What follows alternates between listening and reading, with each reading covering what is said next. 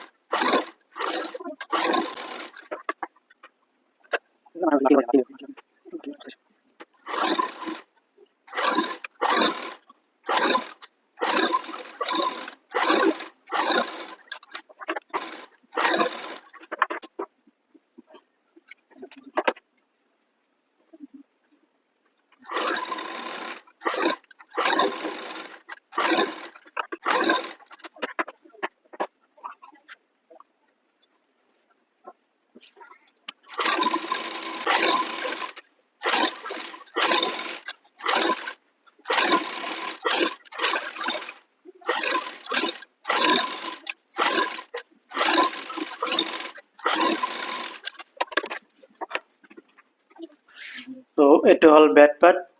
আৰু গোটেইখিনি আমাৰ লাইনিং লগোৱা কমপ্লিট হল তো গোটেইখিনি মোৰ লাইনিং লগোৱা কমপ্লিট হল এতিয়া মই কি কৰিম ইয়াৰে এটা এটাকে এই যেবোৰ এক্সট্ৰা কাপোৰ আছে এইবোৰ কাটিম এতিয়া তো আগতে বেক পাৰ্টটো কাটি লওঁ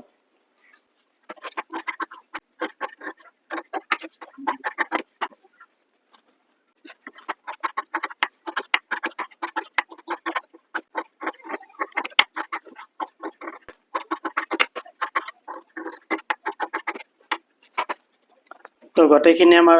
লাইনিংখিনি চাটা হল যেটো মেইন কাপোৰ এটো চাটা হল তো ফাৰ্স্ট পৰ্যায়ত আমাৰ এই চাৰিটা পাত লাগিব কিন্তু তাৰ আগতে আমাৰ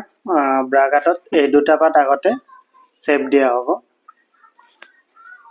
তো এটো হল আমাৰ তলৰ সাইড ইয়াত আমি শেপ দিম আৰু এটো মিডল পইণ্টটো কৰি লওঁ দুটাৰে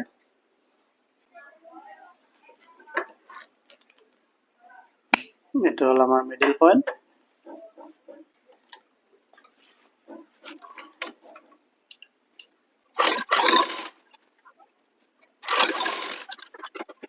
তো ইয়াতে বহুতৰ এটা কনফিউজ হ'ব পাৰে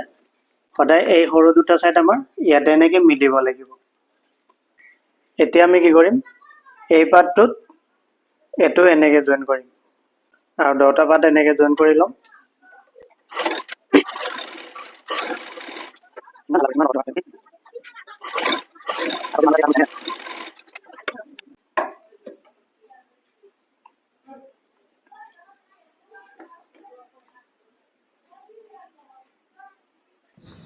আৰু এই পাৰ্টটো আমি ইয়াতে এনেকে জয়েন কৰিম এনেকুৱাকে এটো সিলাই হ'ব আৰু দুটা পাৰ্টতে আমি এনেকুৱাকে সিলাই মাৰি লম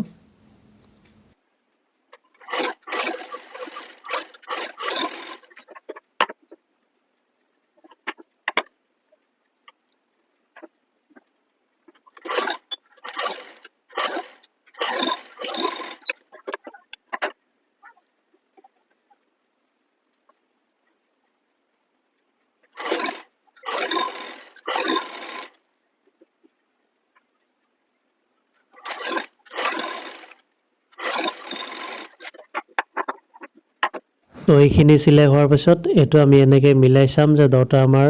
বৰাবৰ আছে না নাই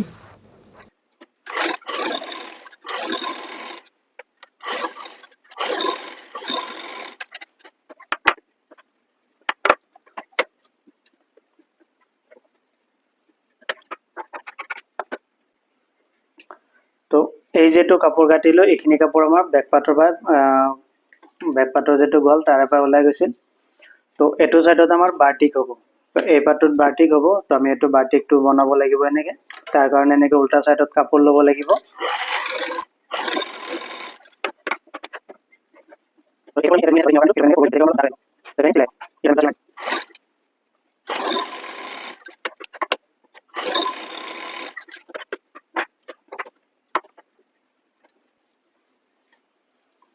আৰু এই যেখিনি কাপোৰ ৰৈ গল এইখিনিতে আমি অকনমান লাইনিং ব্যৱহাৰ কৰিম নহলে কি হ'ব আমাৰ বেছি পাতল হ'ব তো এই পাৰ্টটোতে হ'ব আমাৰ হুক তো এটোত আমি হুক দিম আৰু এনেকে অলপমান লাইনিং দি পেলাই আমি এটো এটা ফল মাৰি সিলাই মাৰি লম এটা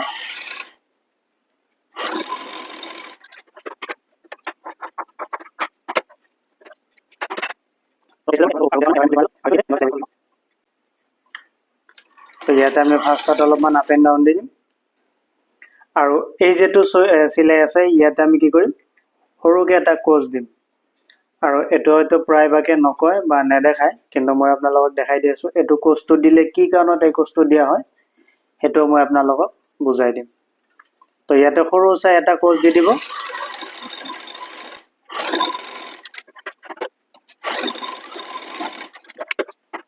আৰু এই যেটো কোচ এটো কাৰণে দিলো এই কাপোৰটো যেতিয়া আমাৰ এনেকৈ উল্টাই আহিব ইয়াতে চাওক এই তেতিয়া কি হ'ব এই কাপোৰটোৰ লগত ধুনীয়াকৈ আমাৰ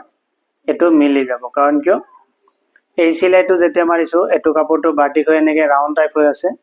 তো হেতুৰ কাৰণে এই যেটো প্লেটটো আমাৰ এনেকৈ ৰাউণ্ড টাইপ হৈ পেলাই বহিব আৰু যদি সিধা দিলো হয়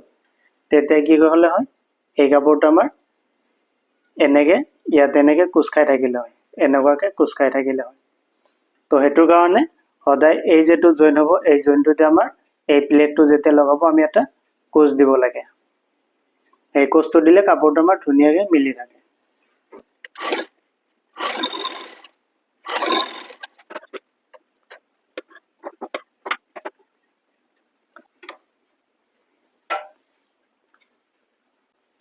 তো এতিয়া আমি কি কৰিম এই যেটো আমাৰ মাৰ্জিন দিয়া আছে ব্যাকত শেপ দিয়াৰ কাৰণে তো আমি ইয়াতে দুই সাইডত দুটা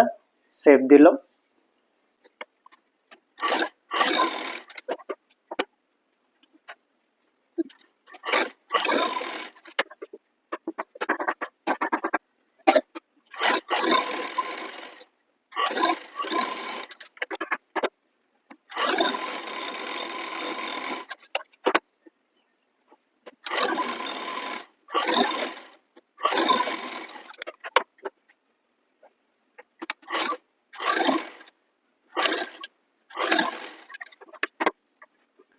তো এটা আমাৰ ব্যাকৰ কামখিনি হল ব্যাকৰ যেটো তলৰ লাইনিং হেকনি আমি লগালো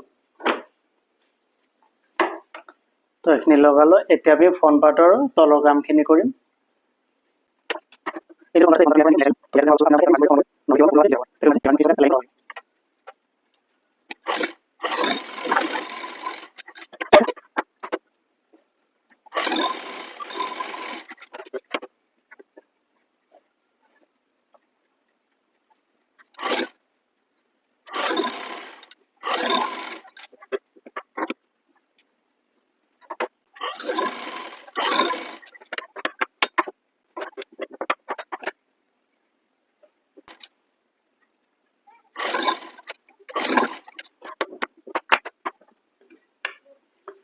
এইটো ফ্ৰন্টৰ কামখিনি হল আমাৰ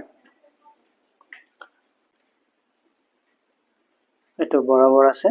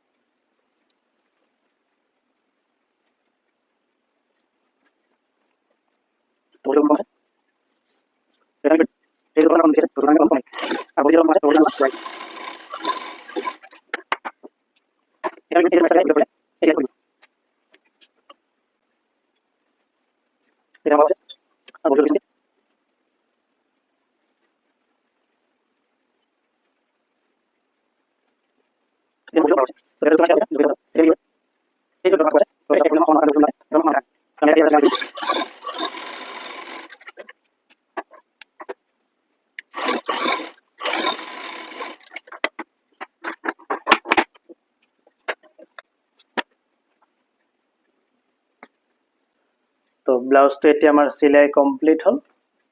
এইটো এতিয়া আমি কি কৰিম ব্লাউজটোৰ হুক লগাম আৰু প্ৰেছ মাৰিম